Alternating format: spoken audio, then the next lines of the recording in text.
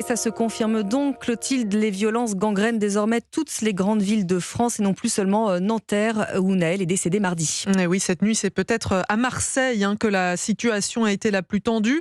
Les affrontements entre forces de l'ordre et émeutiers, on dirait au moins jusqu'à 3 heures du matin, avec des scènes de violence inouïes. On retrouve sur place la correspondante d'Europe 1, Nina Pavant, bonjour. Bonjour. La situation tellement tendue à Marseille que le ministre de l'Intérieur a décidé d'envoyer des renforts supplémentaires sur place, Nina.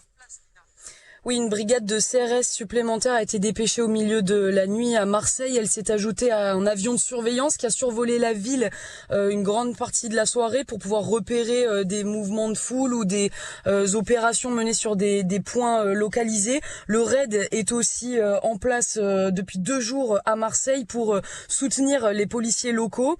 On fait état ce matin pour le dernier bilan de 95 interpellations et de 4 policiers blessés.